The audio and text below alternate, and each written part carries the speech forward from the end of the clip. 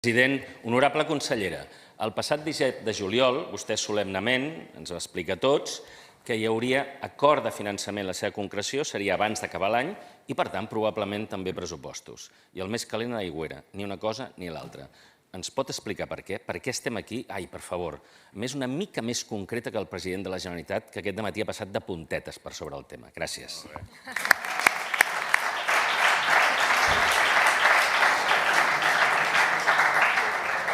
Per respondre, té la paraula la senyora Alícia Romero Llano, consellera d'Economia i Finances.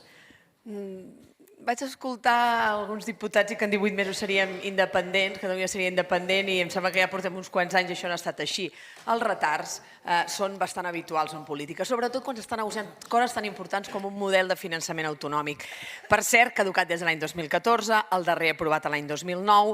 Nosaltres vam dir, des que vam arribar a govern, que aquest era un dels nostres objectius, també perquè era un dels elements pactats amb Esquerra Republicana, i des de l'agost del 2024 estem treballant intensament. Per tant, després de 8 mesos vam poder fer ja una primera bilateral, una segona al mes de juliol, on es va establir l'estructura del nou model de finançament. Què hem fet des del juliol? Doncs anar treballant a les possibles concrecions d'aquest sistema. Justament dilluns passat al Consejo de Política Fiscal i Financiera la ministra va explicar l'estructura i va anar una mica més enllà en alguns elements d'aquest model: suficiència financera, corresponsabilitat fiscal, eliminació de les entregues a compte, un model molt més transparent, molt més pràctic, més recursos al sistema. Va entrar bastant en el detall i el que va dir és que entre el gener i el febrer presentaria la concreció dels models amb xifres. Per tant, jo crec que sí, que tot es pot fer més ràpid, òbviament, però en un tema tan complex com aquest, jo crec que realment estem treballant, podrem tenir concrecions ben aviat i, per tant, també uns pressupostos.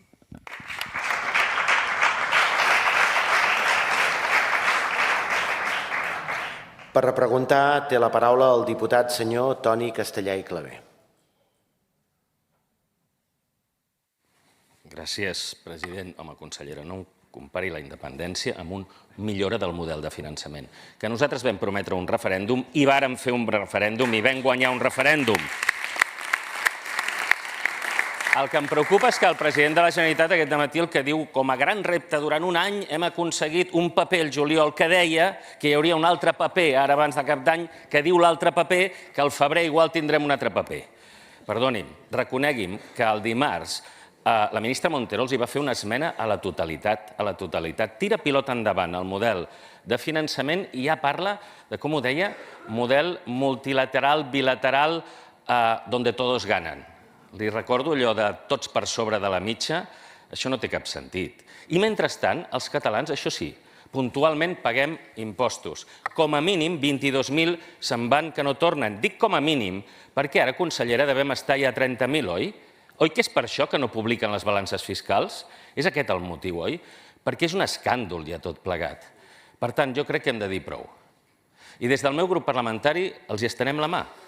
Sí, per fer-ho conjuntament, per esmenar nosaltres conjuntament la plana a la ministra Montero. Plantem-nos. Bastim un gran acord de país en favor del concert econòmic. És el concert econòmic el que necessita aquest país. És el concert econòmic el que es mereix Catalunya, que no és una altra cosa que els diners que paguem amb impostos als catalans reverteixin en serveis pels catalans. Nosaltres paguem, nosaltres decidim.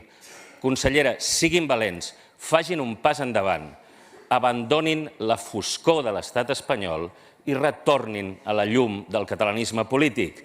Nosaltres els esperem i els catalans ho agrairan, senyor consellera. Gràcies.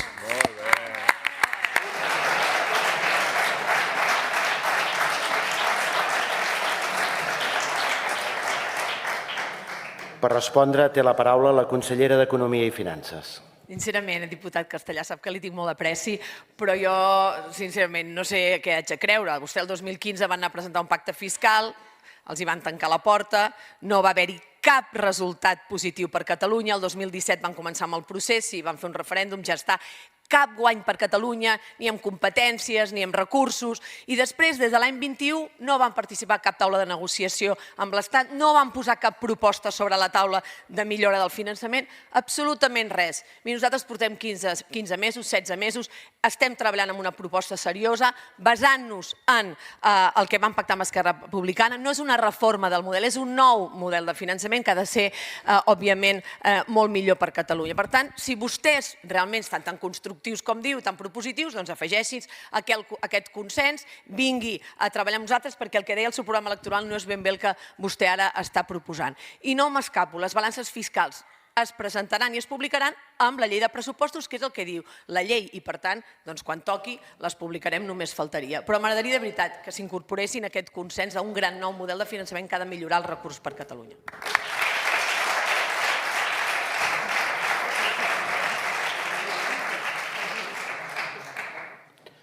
La següent pregunta